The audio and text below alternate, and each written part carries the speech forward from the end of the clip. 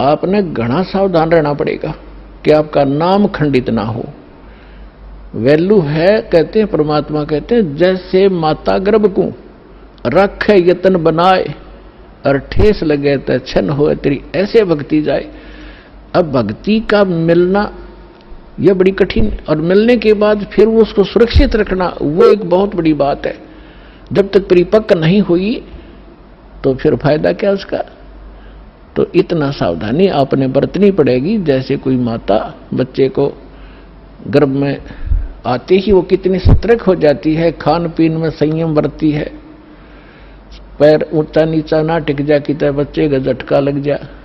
रात को करवट ले भी गलती से ले लेती है तो तुरंत सतर्क होती है, और कहीं मेरे बच्चे का दाब ना लगी हो और खराब ना हो जाए मेरा गर्भ, वो कितनी चिंतित रहती है।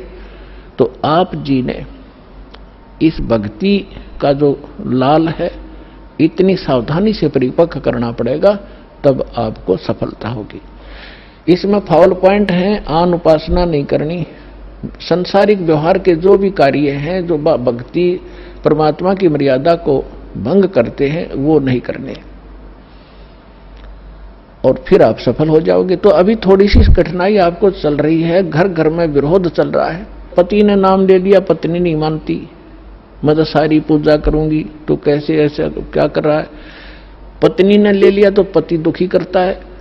तो धीरे धीरे ज्ञान से क्या होगा, ये ज्ञान ऐसा है कि आप घर पे चलाओगे और बच्चों पर भी असर करेगा। ना सुनेंगे तो भी कक्ष में सोए हुए व्यक्तियों पर भी ये वाणी असर करेगी, जैसे गारुड़ का मंत्र अचेत हुए उस सर्प के डसे हुए व्यक्ति पर जो सुन भी नहीं रहा, समझ भी नहीं रहा, और उसके ऊपर भी वो मंत्र बोल बोल कर उसके विष को उतार कर सचेत कर देता है। और ये तो परमात्मा की वाणी सब सिद्ध है। ये तो अपने पशु पक्षियों के ऊपर भी ये वाणी जा रही है, उनको भी, उनके भी पाप डाउन हो रहे हैं। ठीक है, उनके पाप गणे हैं इसलिए पशु योनि मिली, तो वो पाप घटते रहेंगे। जैसे कपड़ा किसी का ज्यादा मैला है, हो गया है, मैल हो गया है, तो वो कई बार साबुन लगाने से स्वच्छ होगा, उज्जवल हो जाएगा। और जिसका थोड़ा मैला है, एक दो बार साबुन लगाने से उज्जवल हो जाता है। तो ये साबुन है, परमात्मा का जो ज्ञान है, सत्संग है, वचन है, ये साबुन और जल दोनों का काम करता है। तो धीरे धीरे ये सत्संग जिस घर में चल रहा है, पड़ोसियों तक भी असर होगा आपका, और आपके घर के पशु पक्षियों पर भी इसका प्रभाव पड़ेगा। आपके घर कोई पशु पक्षी भी रह रहा है, उसके ऊपर भी धीरे धीरे उसके अंदर ये वाणी का जो ज्ञान यज्ञ का पुण्य उसमें संग्रहित होगा। और कुछ ऐसे पाप हैं जो ज्ञान यज्ञ से ही खत्म होते और उसका विकल्प ही नहीं है। जैसे कपड़े को पहले थोड़ा मैला है तो जल से धो दिया, साफ हो गया। ज्यादा मैला है तो और भी मैल रहा तो साबुन लगाना पड़ा, और फिर भी कोई दाग दबा रह जाता है तो ड्राई क्लीन से साफ हो जाता है। तो इसी प्रकार ये सभी क्रियाएं हमें अपने अंतःकरण, अपने जीव के ऊपर, आत्मा के ऊपर जो मैल जमा हो गए, उन सभी पापों का नाश करने के लिए ये सारे ही साधन अपनाने पड़ेंगे। मंत्र के जाप भी करने पड़ेंगे, पांचों यज्ञ भी आपने करनी पड़ेंगी, और तब जाकर के आपकी भक्ति सफल होगी। तो इसमें फाउल पॉइंट दास आपको बता रहा है कि ये भ्रमित ना होना।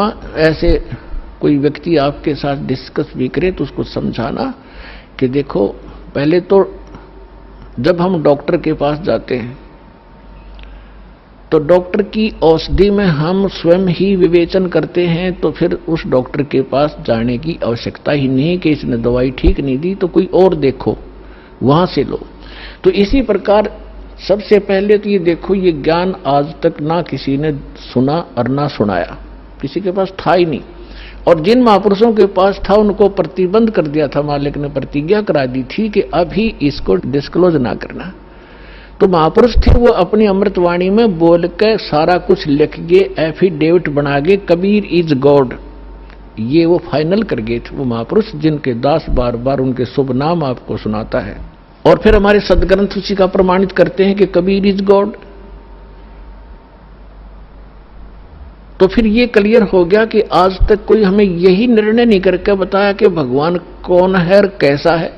अब जैसे रामकृष्ण को और विष्णु जी को, शंकर जी को भगवान मानने वाले, उनसे अगर हम पूछा करते थे कभी, वो कहता मैं समाधि लगाता हूं, भगवान देखा आपने? भगवान दिखता थोड़ा ही है, वो तो निराकार है।